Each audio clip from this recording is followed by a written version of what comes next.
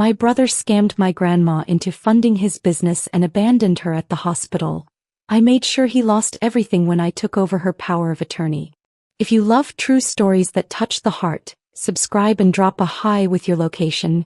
We'd love to know where our family is growing from. Now let's continue. The hospital called at 2:47 a.m. I remember because I was staring at my phone, watching the numbers glow in the darkness of my bedroom. My grandmother, the woman who raised me when my parents couldn't get their lives together, had collapsed in her bathroom. Alone. For 6 hours. "Ms. Howard, your grandmother is stable, but we need family here immediately," the nurse said, her voice tight with something I couldn't identify yet. "There are some concerns we need to discuss." I threw on clothes and drove through empty streets, my hands shaking on the steering wheel. Grandma Dorothy was 83, but she was strong. She gardened every morning, attended church 3 times a week, and made the best peach cobbler in 3 counties. This couldn't be happening. When I burst into her hospital room, she looked so small against the white sheets. Her usual copper-brown skin had an ashen quality that terrified me. But it was her eyes that broke my heart, clouded with confusion and something that looked like shame. "Baby girl," she whispered, reaching for my hand. I messed up. I messed up so bad. Before I could ask what she meant, a doctor pulled me into the hallway. Dr. Foster was a small Asian woman with kind eyes that currently held fury. "Your grandmother has been rationing her medication," she said bluntly. "Her diabetes is completely uncontrolled. She's malnourished. The utilities in her home have been shut off for 3 weeks. Miss Howard, where is your family?" That's when I learned the truth. My brother Jason had taken everything. I spent the next morning piecing together the nightmare. Grandma Dorothy's neighbor, Mrs. Mosley, no relation to the doctor, had found her. She'd noticed Grandma hadn't been outside in days, which was unusual for a woman who treated her garden like her children. "She wouldn't let me in at first," Mrs. Mosley told me, wringing her hands. "But I heard her fall. I had to break a window." Back in Grandma's hospital room, I held her hand while she slept, and my phone wouldn't stop buzzing. My cousin Janelle, my Aunt Rebecca, even people from church, everyone asking the same question: "Where's Jason?" My brother. Golden child Jason. The one who could do no wrong in Grandma's eyes. The charming one who always had a scheme, always had a plan, always needed just a little help getting started. When Grandma woke up, I asked her gently, "Where's Jason been, Grandma? Why didn't he help you?" Her face crumpled. "He's been so busy with his business, baby. He's going to be so successful." I didn't want to bother him with my little problems. "What business?" My stomach was already sinking. "His restaurant. Well, it's going to be a restaurant. He just needed some startup capital." Her voice was so proud, so hopeful. I helped him. That's what family does. I pulled out my laptop and logged into her bank account. She'd given me access years ago for emergencies. What I saw made my blood turn to ice. In the past 18 months, $127,000 had been withdrawn. Her entire retirement savings. Gone. The last transaction was dated 3 days before her collapse. I sat in that hospital room, scrolling through transaction after transaction, each one a knife to my heart. Jason hadn't just taken Grandma's savings, he'd been systematic about it. Small withdrawals at first, $2,000 here, $3,500 there. Then they got bigger. $10,000. $15,000. The final withdrawal, $32,000. "Grandma," I said, trying to keep my voice steady. "Did Jason say when this restaurant was opening?" "Oh, any day now.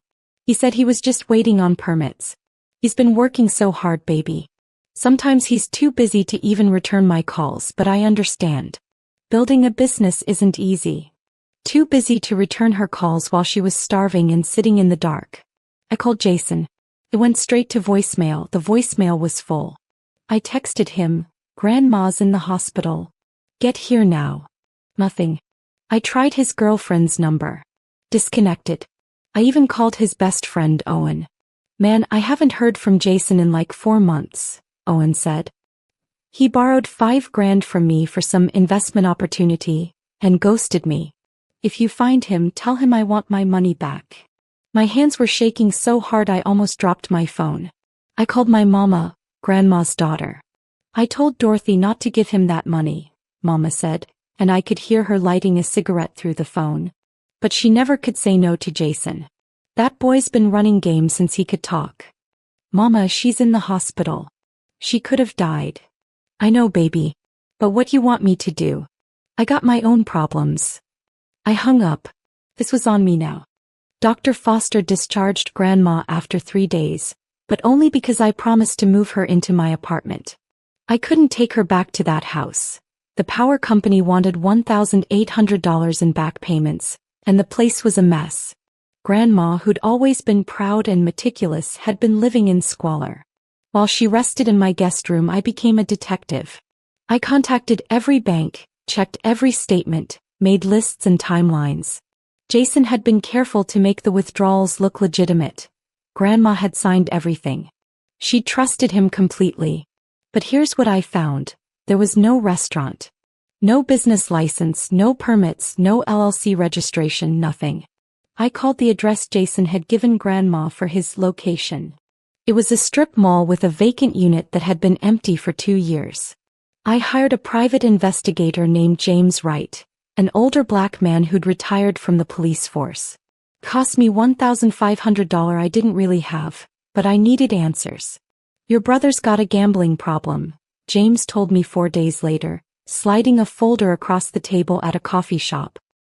He's been living in Atlantic City for the past year. Stays at mid-tier hotels, hits the casinos every night. I've got photos, transaction records from casino ATMs. He's burned through your grandmother's money and probably a lot more. The photos showed Jason, my smooth-talking, always dressed nice brother, looking haggard and desperate, feeding money into slot machines at 3 a.m. There's more, James said. He owes money to some dangerous people. Street-level bookies. He's in deep. I thought about Grandma sitting in the dark rationing her insulin, while Jason gambled away her life savings. I need to tell you something, baby girl, Grandma said one morning. She was sitting at my kitchen table, wearing one of my robes because I hadn't had time to get her clothes from her house yet. She looked so small, so fragile. I sat down across from her, coffee cup warming my hands. What is it, Grandma? Jason came to see me about 6 months ago. He said he needed more money, a lot more. Said he'd made some bad investments and just needed to cover them until the restaurant took off. She was crying now, silent tears running down her weathered cheeks. I told him I didn't have any more to give. That's when he got mean. My stomach clenched. Mean how? He said I was selfish. That after everything he'd done for me, I couldn't help him when he really needed it. He said. She paused, her hands trembling. He said I'd always loved you more than him. That I was willing to let him fail because I was bitter about his success. Grandma, that's manipulation. I know that now, baby. But in that moment I felt so guilty. So I took out a loan against the house. $40,000. The room spun. You did what? The house your grandfather left me. It's been paid off for 20 years, but the bank said I could borrow against it. Jason said he'd pay it back in 3 months. That was 6 months ago. I've missed 2 payments, Lillian. They're going to take my house. I stood up so fast my chair fell over. I couldn't breathe. Couldn't think. My brother hadn't just stolen from her. He'd destroyed her entire life. I called a lawyer that afternoon. Sheila Washington was a sister from church, and she agreed to see me immediately. Her office was small but organized, and she listened to everything without interrupting. Lillian, I'm going to be straight with you, she said, leaning back in her chair. What Jason did is legal fraud and exploitation of an elderly person. But prosecuting will be hard. Your grandmother willingly gave him the money. She was manipulated. I believe you. But proving it in court? That's different. She tapped her pen against her desk. What we can do is get you power of attorney immediately. Your grandmother's clearly not able to make sound financial decisions right now. With POA, you can freeze her accounts, stop any further damage, and start the process of recovering what we can. How do we save her house? That's going to be tough. But if we can prove Jason committed fraud, we might be able to get the loan nullified. It's a long shot, but it's possible. We spent 3 hours filling out paperwork. Grandma came to the office the next day and signed everything. When Sheila explained what the power of attorney meant, Grandma just nodded. Do whatever you need to do, baby, she told me. I trust you. I should have trusted you from the beginning instead of. She didn't finish, but we both knew. Instead of Jason. With POA in hand, I became a woman on a mission. I froze every account. I contacted every creditor. I filed a police report for elder financial abuse. And then I did something that would change everything. I called every single person Jason had ever scammed. It started with Owen, Jason's former best friend. When I called him back and explained what I was doing, he was quiet for a long moment. I've got texts, he said finally, where Jason promised to invest my money in some crypto scheme. I've got bank records showing the transfers. And I know at least 3 other people he did the same thing to. Within a week, I had a list of 15 people. Jason had run the same con on all of them, promising investment opportunities, business partnerships, guaranteed returns. Amounts ranging from $2,000 to $25,000. Total, over $180,000, not including what he'd taken from Grandma. I created a spreadsheet. Documentation for everything. James, my PI, helped me track Jason's movements. He was still in Atlantic City, still gambling, now staying at progressively cheaper hotels. He's desperate, James told me. The people he owes money to are getting impatient. I heard through some connections that he's trying to leave the country. That lit a fire under me. I worked with Sheila to file civil suits on behalf of everyone Jason had scammed. We presented everything to the district attorney's office. They were initially dismissive. White-collar crime against individuals rarely gets priority, until I brought in Grandma. The 8A, a young white woman named Jennifer Mills, actually teared up listening to Grandma's story. My office will take this case, she said. But I need you to understand, even if we win, recovery is unlikely. The money's gone. I don't care about the money anymore, I said. I want him to face consequences. 3 weeks after I filed the police report, Jason called me. Not Grandma, me. I was at work trying to concentrate on a presentation when my phone lit up with his number. My hand hovered over the answer button. Part of me wanted to ignore it, but I needed to hear his voice. Needed to understand how he could do this. Lillian. His voice was rough, tired. We need to talk. You need to turn yourself in, I said, stepping into an empty conference room. The police are looking for you. The DA has filed charges. Charges? For what? Grandma gave me that money willingly. The audacity made my vision blur. You stole from her, Jason. You manipulated an 83-year-old woman into giving you her entire life savings and then abandoned her when she needed help. She could have died. That's not, look, it was an investment. Things didn't work out. That's not a crime. You told her you were opening a restaurant. There is no restaurant. You gambled away her money. Silence. Then, who told you that? You don't know what you're talking about. I hired a private investigator. I have photos of you at casinos, Jason. I have bank records. I have testimony from 15 other people you scammed. You're done. You always were jealous of me, he hissed. Always trying to be the favorite, the perfect one. Now you're trying to destroy me because you destroyed yourself. I was shouting now. I'm just making sure you face consequences. Grandma's house is in foreclosure because of you. Do you understand that? She's losing everything. I'll pay it back. I just need time. No. You're going to turn yourself in, or I'm going to make sure every single person you've ever known learns exactly what kind of person you are. He hung up. Jason didn't turn himself in. Instead, he showed up at my apartment 2 days later. I came home from visiting Grandma at a follow-up doctor's appointment to find him sitting on my building's front steps. He looked terrible. The brother I'd grown up with, always sharp, always put together, was gone. This Jason had hollow eyes, wrinkled clothes, and the desperate energy of a cornered animal. Get away from my building, I said, keeping my distance. My hand was already on my phone, ready to call 911. Lillian, please. Just listen to me. He stood up, hands raised like he was calming a wild animal. I messed up. I know I messed up. But you don't understand the pressure I was under. What pressure? The pressure of supporting yourself like an adult. I got in over my head with some bad people. If I don't pay them back, they're going to hurt me. Seriously hurt me. His voice cracked. I needed that money to survive. So you took it from an old woman who couldn't afford her medication? My voice was ice. You let her sit in the dark, Jason. You knew she was struggling and you ignored her calls. I was going to pay it back. I had a system. I was so close to hitting big. That's what gambling addicts always say. I was shaking now, years of anger and disappointment pouring out. You're not close to anything except prison. You exploited Grandma's love. You stole from your friends, and you have the nerve to stand here asking for my sympathy? You're my sister. And she's your grandmother. She raised us when Mama was too strung out to remember our names. She worked 2 jobs to keep us fed. And this is how you repay her. He started crying then, big gasping sobs. I'm sorry. God, I'm so sorry. Please, Lillian. Don't do this. I'll make it right. But I was done. You had 100 chances to make it right. You chose not to. Now you face what's coming. I called the police. Jason ran. It took 4 months for everything to come together, but ADA Mills built a case that was airtight.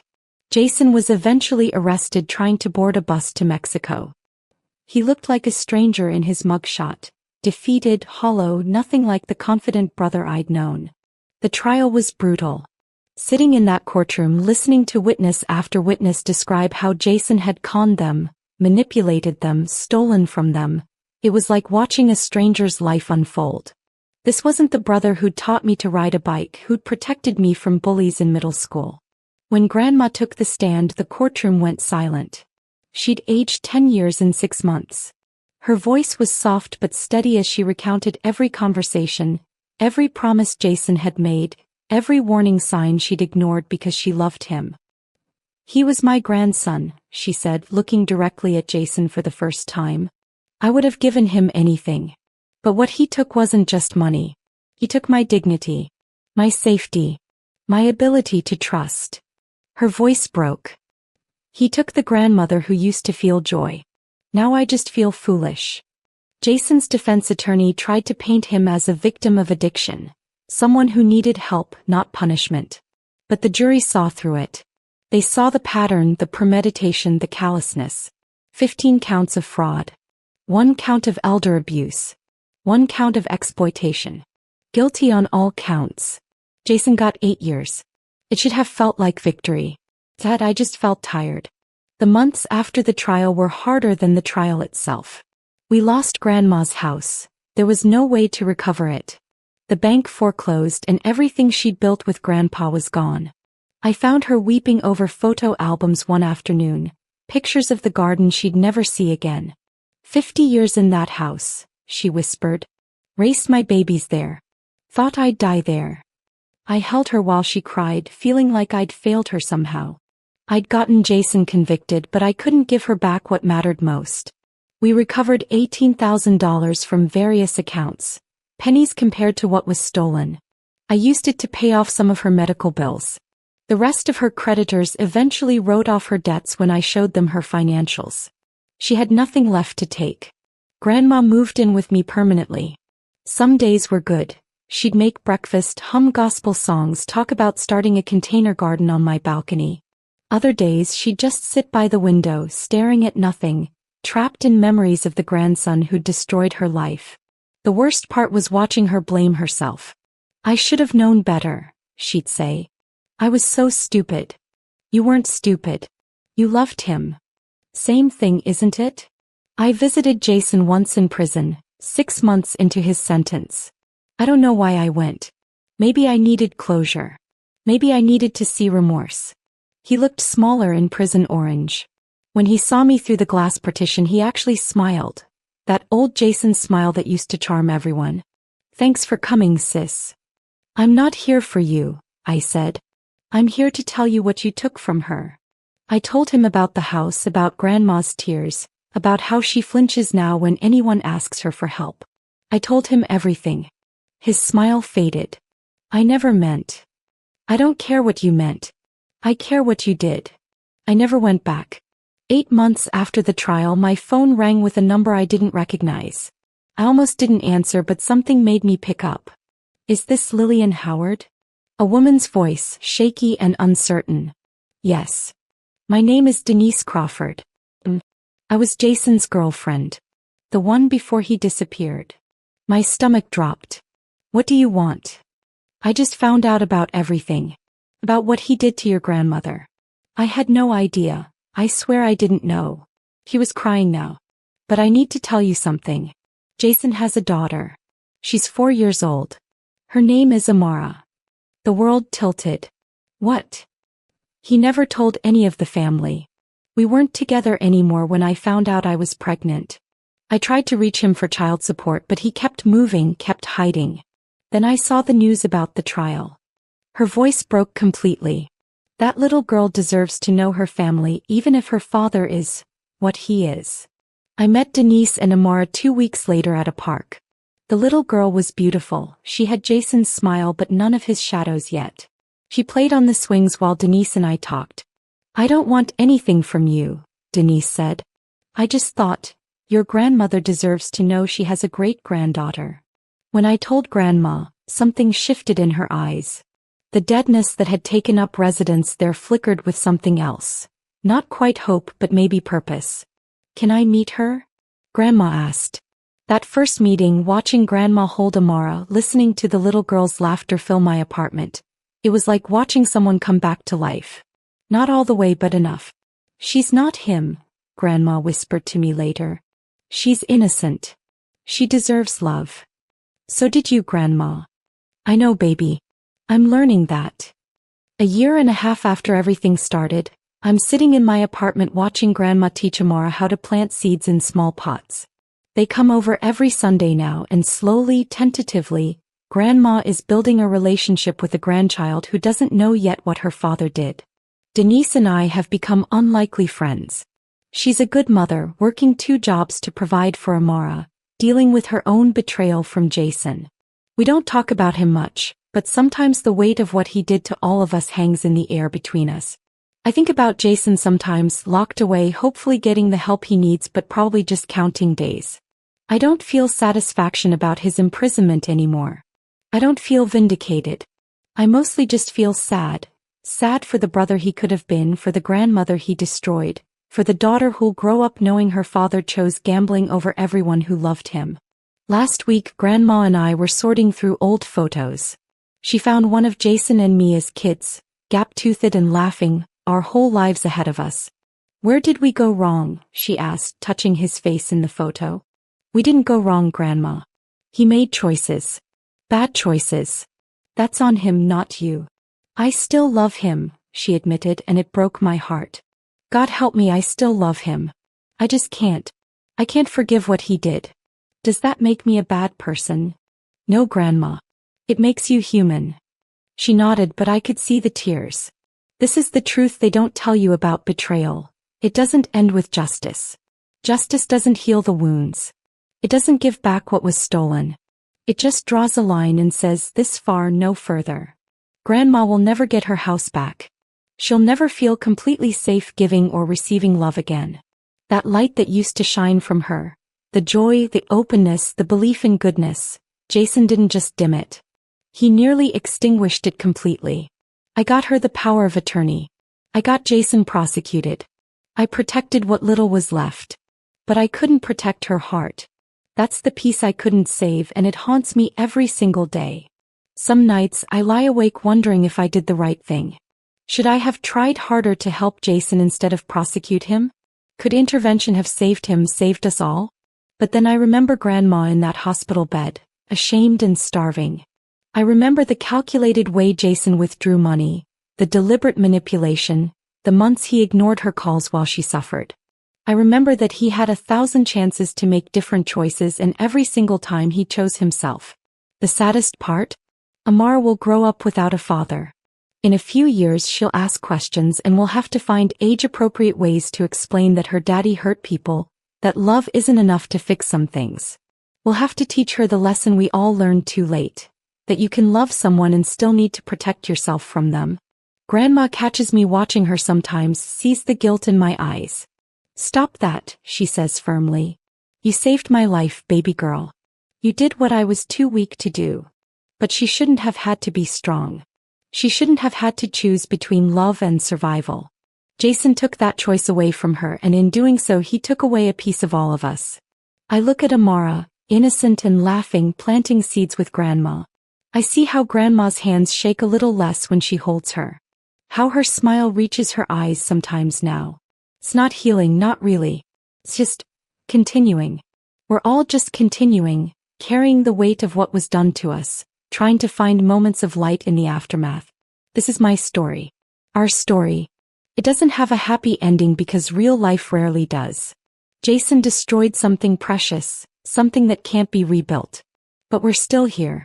Grandma's still here. And maybe that's enough. Maybe survival after everything is its own kind of victory. But God, it's a bitter victory. And I'm so tired of being strong. If this story moved you, please share it. Someone in your life might need to hear that it's okay to set boundaries, even with family. Subscribe for more real stories about navigating toxic family dynamics. The truth is, betrayal from someone you love doesn't just hurt. It changes you. It teaches you that love can be weaponized, that trust can be fatal, that sometimes the people who should protect you are the ones you need protection from. And maybe that's the real lesson, that protecting yourself isn't selfish. It's survival. Even when it breaks your heart to do it.